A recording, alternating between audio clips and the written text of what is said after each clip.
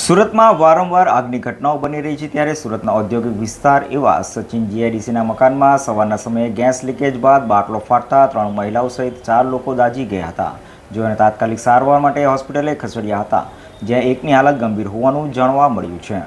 સુરતમાં ઔદ્યોગિક વિસ્તાર સચિન જીઆઈડીસી નજીક આવેલ ગુરુકૃપા સોસાયટીમાં આજે મંગળવારે સવારે એક ગંભીર દુર્ઘટના સર્જાઈ હતી.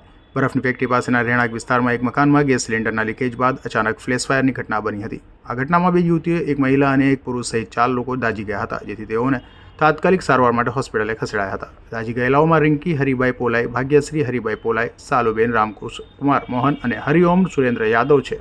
આગ લાગવાની ઘટના એટલી ઝડપે બની હતી કે ઘરના સભ્યોને બહાર નીકળવાનો પૂરતો સમય પણ મળ્યો ન હતો, જેના કારણે 4 લોકો ગંભીર રીતે દાઝી ગયા હતા. અચાનક બનેલા બનાવને પગલે સોસાયટીમાં ભાગદોડ મચી ગઈ હતી. તો ઘટનાની જાણ થતાં સ્થાનિકો પણ મદદ દોડી આવ્યા હતા અને તમામને 108માં સારવાર માટે હોસ્પિટલે ખસેડ્યા હતા. બનાવને પગલે ફાયરની વિભાગની ટીમ પણ ઘટના સ્થળે પહોંચી હતી અને આગ પર પરિસ્થિતિ કાબુ મેળવ્યો હતો. આગ કયા કારણોસર લાગી તે અંગે તપાસ શરૂ કરાઈ છે. તો હોસ્પિટલમાં દાખલ ઇજાગ્રસ્તોમાં એકની હાલત ગંભીર હોવાનું જાણવા મળ્યું છે. સચિન જીઆઈડીસી વિસ્તારમાં ફ્લેશ ફાયરની ઘટનાને લઈ આખા વિસ્તારમાં અફરાતફરીનો માહોલ જોવા મળ્યો હતો, જોકે ફાયરે સ્થળે દોડી જઈ આગ પર પાણીનો મારો કરી કાબુ મેળવ્યો હતો.